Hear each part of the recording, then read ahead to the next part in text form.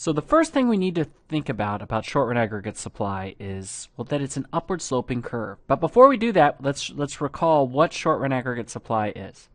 Short-run aggregate supply is the relationship between the amount of output that consumers are willing and able, producers are willing and able to produce in the short run at a given price level. So it's a relationship between the amount that producers are willing to produce in aggregate and the overall price level in the short run. Now that's an upward sloping relationship. What does that mean? That means it's as price level goes up, the quantity that overall production that suppliers and producers wish to supply will increase in the short run as price level goes up. They move in the same direction.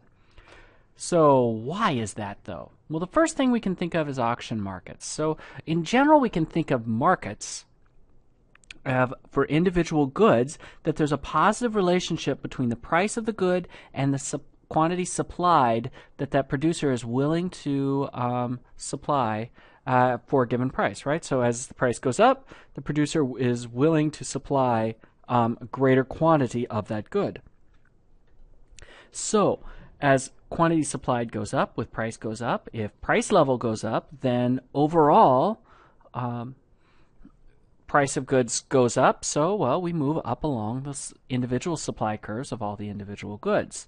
Now, there's a little bit of reason for that. One of the reasons that the reason why this works this way is, well, suppliers can't always see contemporaneously at the same time the difference between an increase in inflation or increase in overall price level and an increase in the price that people are willing to give for their good.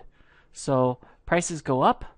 Well, the producer doesn't see that. Producer just sees that the price of their good goes up, and therefore they think, oh, wow, people want to pay more for my good. I think I'll supply more of it. The other reason why this can happen is, well, sometimes the price of your good does go up. See, when we say that price level goes up by, say, 4%, that doesn't mean the price of everything goes up by 4%. The price of some things might go up by 8%, and the price of other things might not go up at all. So that might be another reason where you actually are seeing real increases in price for your good, and so they supply more, and that also increases the quantity supplied at the aggregate level as well. So posted price markets, also called quantity adjusting markets, markets in which firms respond to changes in demand by changing production instead of changing their price. So for example, price level goes up, they don't really change their price. So you go to the grocery store and the price of whatever good it is that you're going there for stays the same. Price level went up, so it looks like that good is relatively cheaper because other goods prices went up, and therefore you want more of that. Well, how does that producer respond to that? That producer could respond by increasing their price because there's excess demand for that good, or they could respond by simply increasing the quantity that they produce. You say, wait a minute, our shelves are low, we better order more. Firms tend to increase their markup when demand increases. So one of the things that we can see is some of the inertia that develops in inflation. So price level goes up, firms tend to want to increase their prices, but that's more of a shift in short-run aggregate supply, so we're not going to go too deeply into that. But overall, short-run aggregate supply is an upward sloping curve. We can see it plotted here. Notice we have the same graph that we had before. We have price level here, aggregate price level. We have real output. Notice that short-run aggregate supply is upward sloping. It looks an awful lot like the supply curve you saw for an individual good in Principles on Microeconomics, doesn't it? Well, yeah, a lot of the stuff comes through here. It's the only difference is, again, we have aggregate price level. Here, instead of a single good, we have aggregate output. So shifts in the short-run aggregate supply curve are caused by changes in things like input prices, productivity, import prices, sales, and excise taxes. So basically, things that change the cost of production, which is very similar to what you saw in supply in microeconomics, is that changes in cost of production, things that will change how much it costs the supplier to produce the good, are what's going to shift supply. All right, now notice, the first thing I don't like about this graph is that it's got arrows pointing up. All right, those arrows should be pointing to the left. Why should they point to the left? Because a decrease in short-run aggregate supply is a shift to the left, and an increase is a shift to the right. So what we see here in the movement from short-run aggregate supply 0 to short-run aggregate supply 1 is actually a reduction in aggregate supply. And now we see this should be shifted to the right. This is an increase in short-run aggregate supply. So in general, a percent change in price level equals the percent change in wages minus the percent change in productivity. This is kind of a general idea behind inflation and these overall changes in prices, that they're driven primarily by wages. Well, that's one piece of this change in price level that we can see right here. The other pieces are other major inputs. Labor is definitely a major input, but there's also inputs in the form of oil. There's inputs in the form of other natural resources. So while this is a good rule of thumb, it's not exactly a complete picture of how price level is determined. Okay, let's continue our discussion in Chapter 27 with Section 5. We're going to talk about long-run aggregate supply. And when we talk about long-run aggregate supply, the first thing we have to realize is what it is. Long-run aggregate supply is essentially potential output. All right? It's how much the economy can produce over the long haul sustainably. And that's determined by 1, your technology, 2, your resources. Okay? Those two things are what goes into it. The resources you have and your knowledge of how to use those resources. That's what determines long-run aggregate supply. Price level actually doesn't.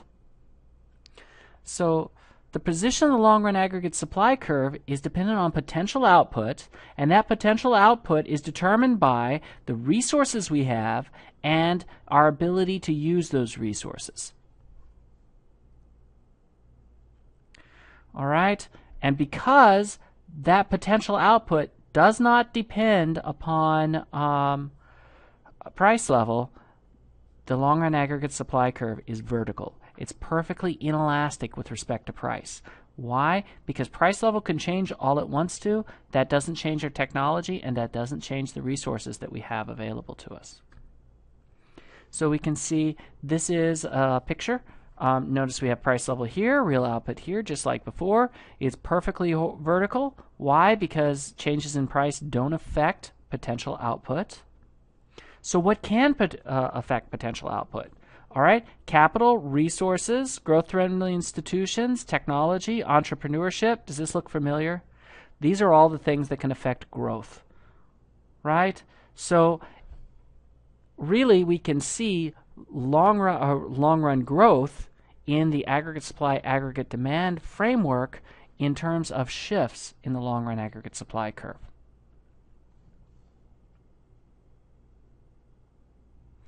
All right, and over time we can see the long run aggregate supply continuing to shift outward as potential output rises because we have better technology, better sources of resources, more growth-friendly institutions, all these things that foster economic growth. So potential output is assumed to be the middle of a range bounded by high and low levels of potential output.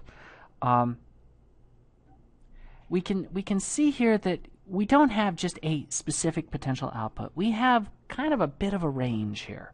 All right, it's a bit fuzzier than we can produce exactly this amount. And we can see lots of reasons why that are. For example, during the summer, maybe you want to go on vacation. So your potential output's just a little bit lower in the summer than it is, say, in the winter. Other reasons, so seasonality type reasons can play in here. Other issues, resource availability, that can play an issue. And our short-run aggregate supply curve, we can see going through this, and we can see that in general we will model equilibrium as here. the intersection of short-run aggregate supply, long-run aggregate supply, and aggregate demand eventually.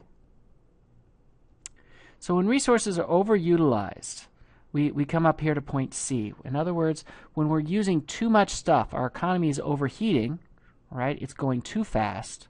We'll end up beyond long-run aggregate supply. And we can do that for a little while. It's just like sprinting, all right? You can really run really fast for just a little bit, right?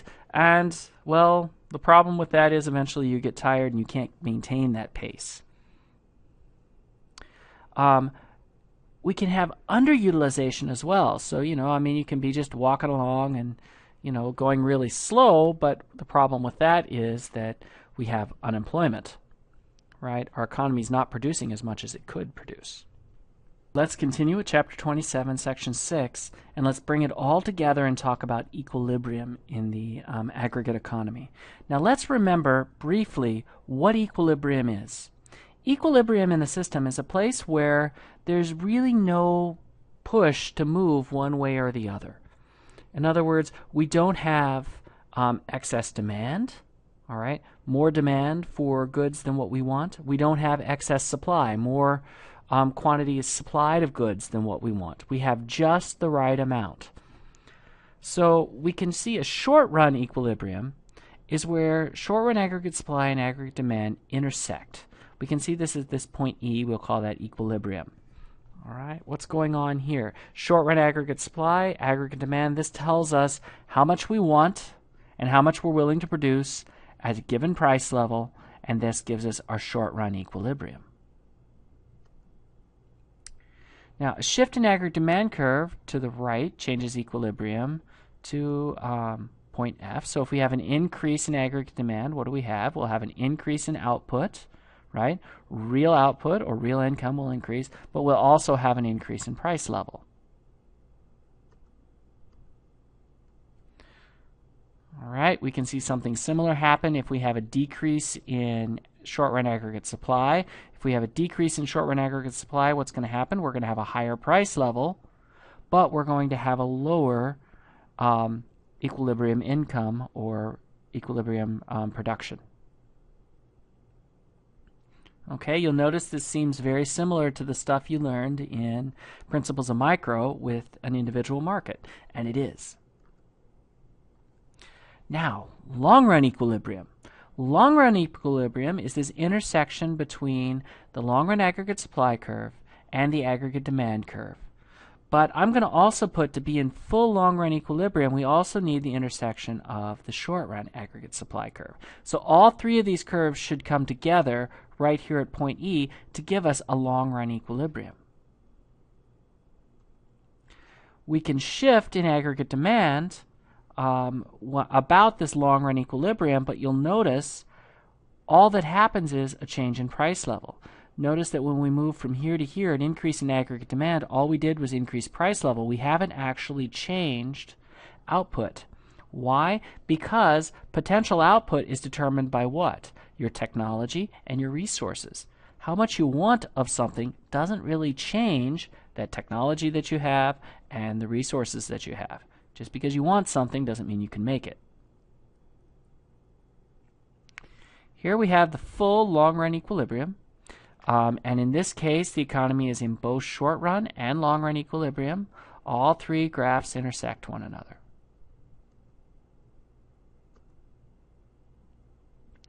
Aggregate demand grows at the same rate as potential output, so that unemployment and inflation are very low.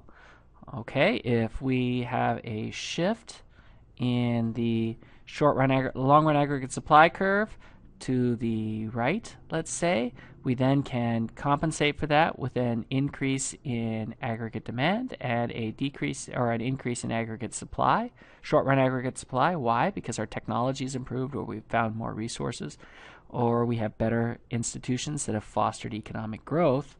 But we can have that growth without much change in potential in price level. Why? Because it's come from changes in the resources available and the technology. So, that's equilibrium. What happens when we're not in equilibrium? Well, there's two basic cases. The first case that we're going to talk about is a recessionary gap. This is where short-run equilibrium is below long-run potential output. So we have a equilibrium, short-run equilibrium, that is to the left of long-run aggregate supply. Well, what does that mean? That means we're not at full employment. We're not producing as much as we could produce.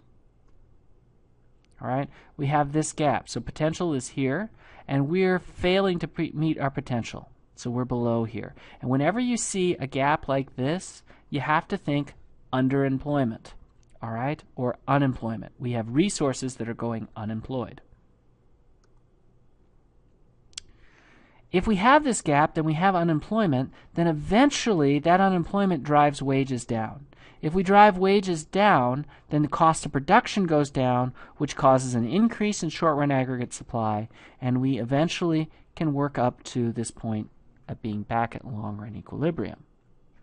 This is what we call the self-correcting mechanism within the economy that can take care of recessions.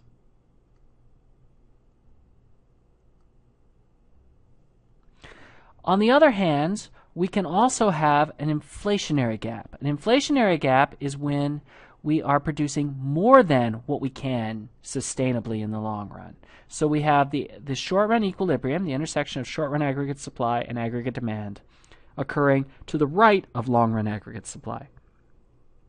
And we have what's called an inflationary gap, or we're producing more than potential. And what's going to happen here?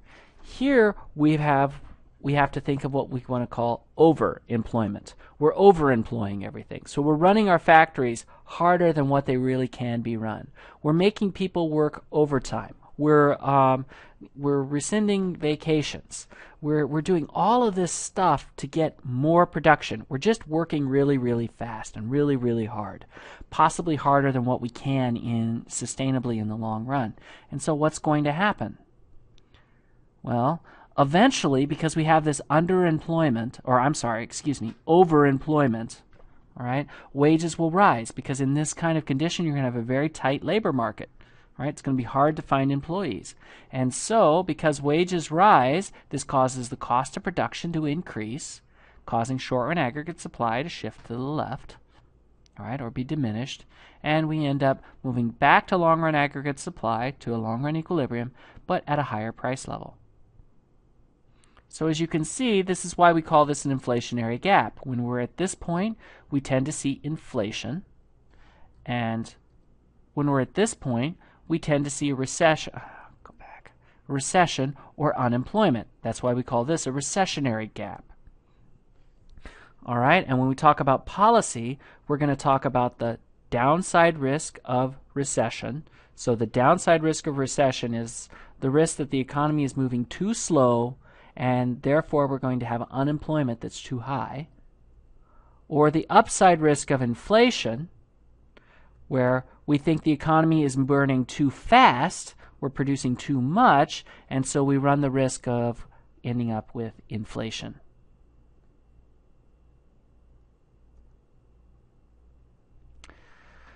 So a primary reason for government policymakers' interest in the aggregate supply aggregate demand model is that monetary or fiscal policy shifts the aggregate demand curve.